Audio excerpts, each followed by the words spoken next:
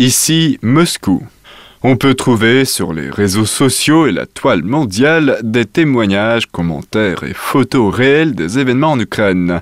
Parmi ceux-ci, il y a par exemple les images dramatiques d'un massacre et d'un incendie par les ultranationalistes ukrainiens le 2 mai de la maison des syndicats à Odessa. L'image la plus odieuse est la photo d'une femme enceinte, d'abord violée, ensuite tuée et brûlée.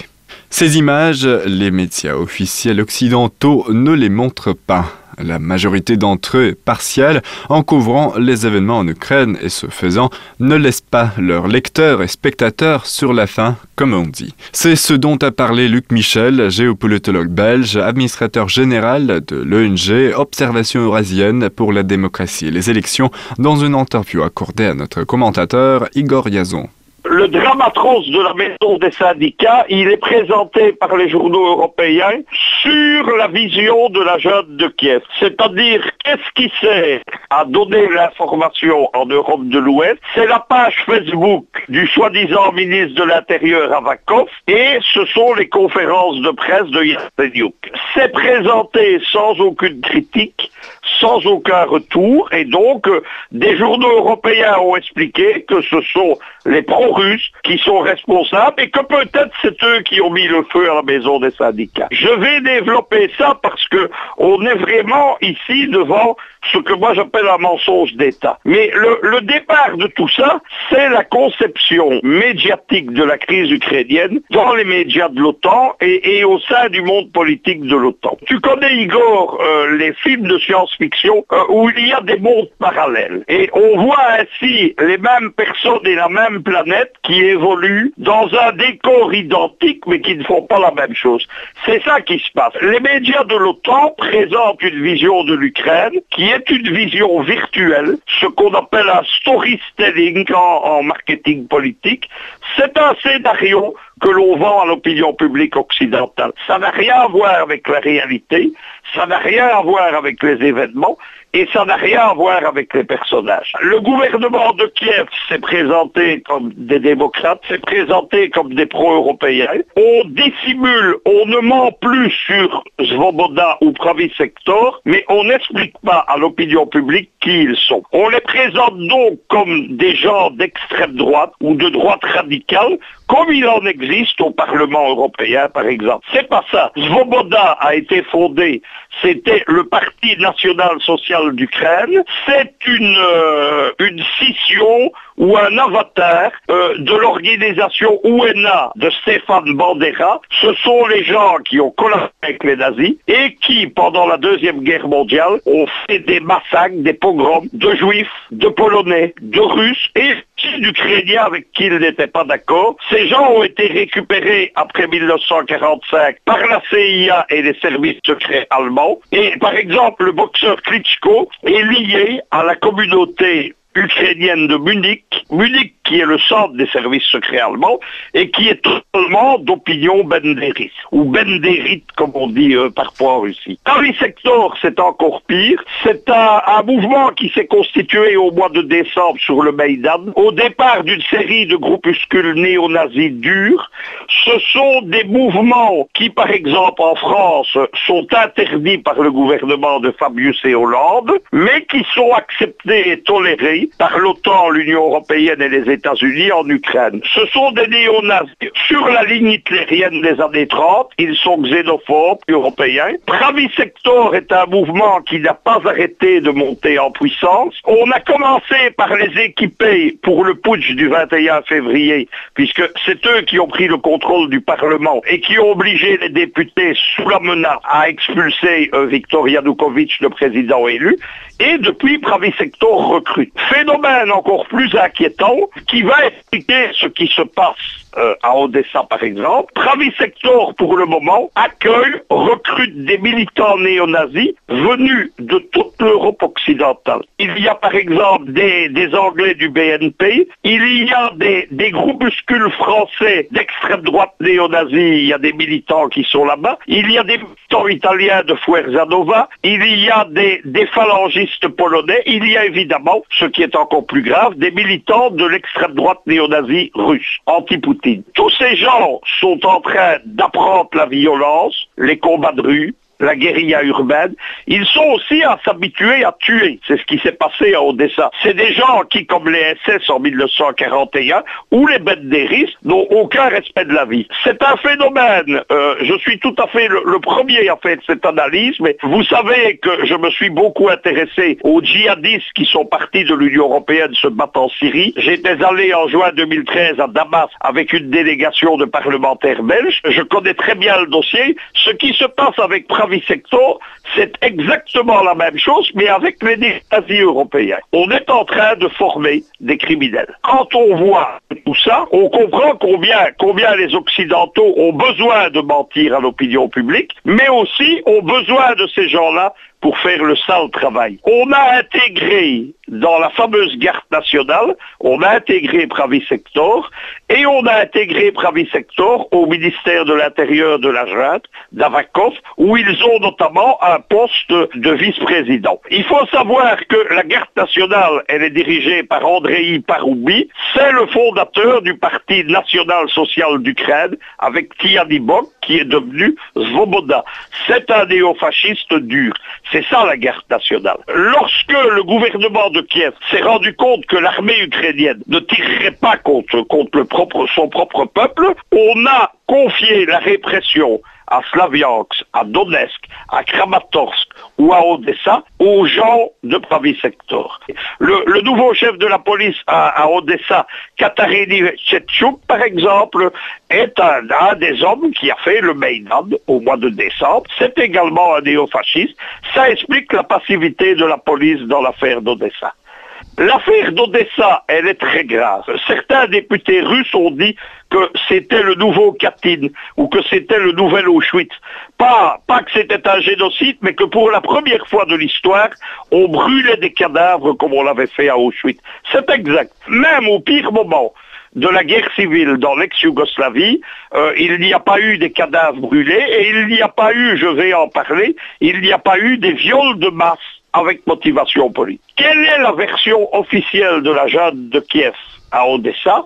C'est que des supporters de la junte, des hooligans des clubs de football ukrainiens, auraient été provoqués, attaqués par des militants pro-russes. Ils seraient en représailles, ils auraient attaqué la maison des syndicats, qui était le quartier général des pro-russes, ou des fédéralistes, appelons-le comme on veut, à Odessa, et que ensuite il y aurait eu un incendie, on ne sait pas très bien d'où, et 40 victimes. Il y a maintenant des enquêtes approfondies, les photos ont été disséminées, les faits que moi j'évoquais dès samedi sont quasi avérés, c'est-à-dire que l'incendie de la maison des syndicats n'a servi qu'à cacher des viols et un massacre de masse. En fait, qu'est-ce qui s'est passé? On a identifié sur les photos une série de provocateurs, probablement de Pravi Sector. C'est eux qui ont déclenché les incidents. Tous les anti-russes étaient armés. On a notamment, moi j'ai publié des vidéos. Vous devez savoir, Igor, que j'ai également un réseau antifasciste qui s'appelle Europäischer Widerstand et qui est en liaison avec la résistance ukrainienne, avec le mouvement antifasciste ukrainien, parce que ce qui se passe à Odessa, à Donetsk, à Slaviansk, ce n'est pas russe contre ukrainien,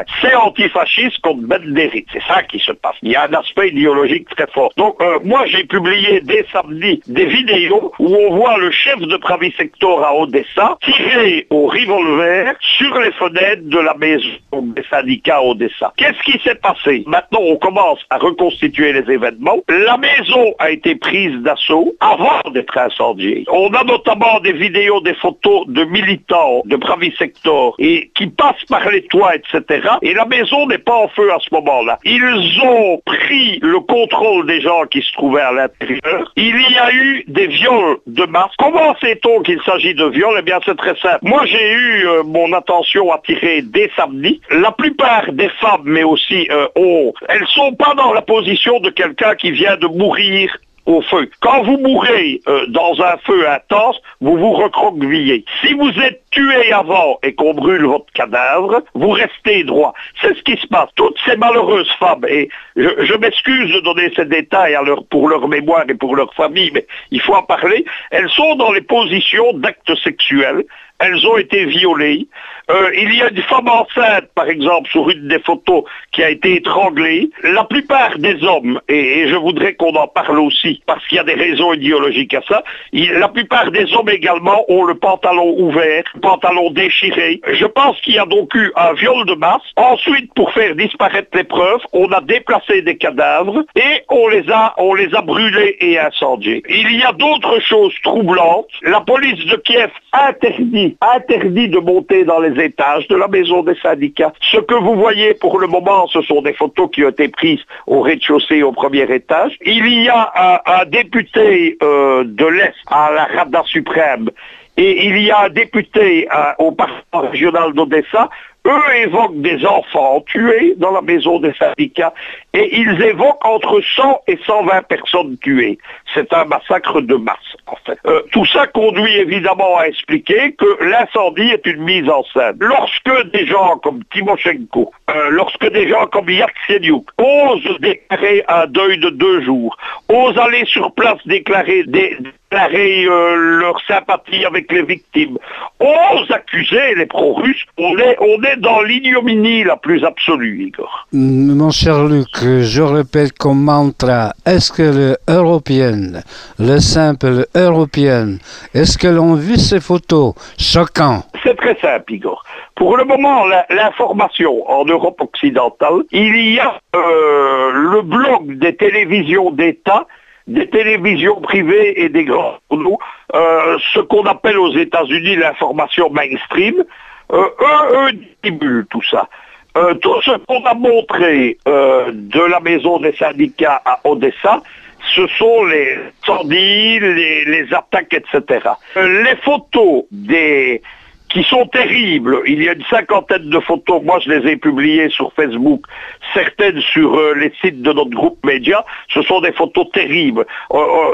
J'ai une correspondante, elle m'a dit, une femme, elle m'a dit de Paris, elle m'a dit je n'en ai pas dormi de la...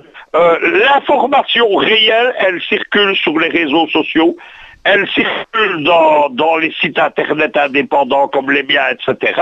Mais ça commence finalement à apparaître.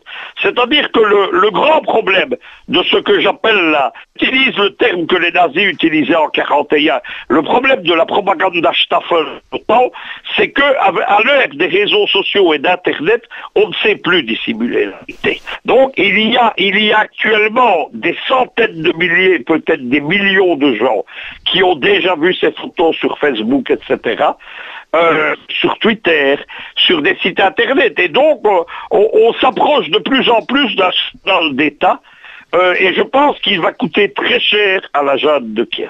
Selon toi, est-ce que le président français François Hollande a vu ces photos? Parce que au cours de la dernière conférence de presse, il a déclaré que si en Ukraine n'avait pas de présidentielle le 25 mai, le pays sera plongé dans le chaos avec un risque de guerre civile. Ces gens, et je reviens au début de notre interview, ces gens vivent dans un monde virtuel, dans un monde parallèle qui n'existe pas. Pour eux, ce sont les pro-russes qui créent le chaos, c'est Poutine qui organise tout. Lavrov a bien expliqué que la Russie n'a plus de contrôle sur les militants du mouvement fédéraliste. Mouvement fédéraliste d'ailleurs qui veut maintenant la séparation avec Kiev et qui a raison de la vouloir. On ne peut plus vivre ensemble quand se passent des choses comme se sont passées à Odessa. Il y a aussi des exécutions de civils par Pravi Sector à Kramatorsk, le 3 mai, il faut savoir ça. Il y a aussi des massacres de masse.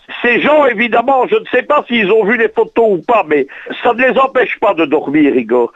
Vous savez, la classe politique occidentale, c'est une classe politique qui recherche le profit, qui est dirigée par les milieux financiers, qui est dirigée totalement par la politique américaine, et ce sont des gens qui cherchent la fortune personnelle, leur carrière, qui cherchent des choses comme ça. On voit même, par exemple, ce qu'on appelle le lobby juif en France, c'est-à-dire le CRIF, le Conseil représentatif des institutions juives de France, dont un des principaux protagonistes est le fameux Bernard-Henri Lévy. On les voit même soutenir la junte de Kiev et dire qu'il n'y a pas de néo-nazis en Ukraine. Il faut savoir que le Congrès juif mondial vient de demander aux juifs d'Odessa de quitter la ville. Il y a plusieurs milliers d'enfants juifs qui sont allés se réfugier à Kishinev, qui est à 3 heures de route d'Odessa, donc en Moldavie. On en est là. Mais pour les dirigeants de la classe politique française, qui sont totalement en accord, qui ont des représentants dans le gouvernement Hollande, tout ceci ne se passe pas. On est devant des gens qui ont oublié ce qu'était l'honneur, qui ont oublié ce qu'était la compassion, qui ont oublié ce qu'était le respect de la vie humaine. Mais il faut quand même se rendre compte de quelque chose, c'est que l'OTAN tue tous les jours. Des drones de l'OTAN qui tuent, des drones américains, des drones britanniques. Tous les jours, les drones tuent au Pakistan, ils tuent en Afghanistan, ils tuent au Yémen. Les mercenaires de la CIA dans divers pays, les fameux Blackwater dont nous avons parlé, Igor, dans une précédente interview. Les gens tous les jours. Donc pour eux, la vie humaine compte peu. On en arrive à des choses particulièrement ignobles, c'est de prétendre que les victimes de la maison des syndicats seraient ceux, il y a un bruit qui court dans certains médias de l'OTAN, c'est eux qui auraient mis le feu, qu'on ne saurait pas que.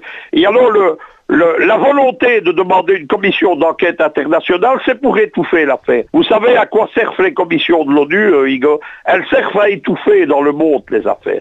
Ce qui se passe en Ukraine est inacceptable. Et moi, je voudrais terminer sur un problème pour moi qui est un problème d'éthique. C'est la première fois depuis 1941-44 que de telles choses arrivent en Europe. Là, on est dans une horreur qui avait précisément débuté en Ukraine en 1941. Quand les nazis sont entrés, ont lancé la fameuse opération Barbarossa, c'est-à-dire l'invasion de l'Union soviétique en juin 1941, la Wehrmacht était suivie par des unités spéciales de la SS qu'on appelait les Einsatzgruppen. Eh bien, Pravi Sector aujourd'hui, au sein de la garde nationale, joue le même rôle. Tous les gens en Europe, pas ceux antifascistes, doivent se mobiliser et je pense que la Russie doit, au sein de l'ONU, au sein du Conseil de l'Europe, doit prendre maintenant la tête d'une campagne pour que ces faits soient expliqués à l'opinion publique mondiale et pour que les gens ne restent pas comme ça, sans réaction et sans voix. C'est le devoir et l'honneur de nous tous, Igor, parce que nous avons encore le sens de l'honneur. Retrouvez cette interview du géopolitologue belge Luc Michel sur le site internet de la Voix de la Russie www.french.ruvr.ru.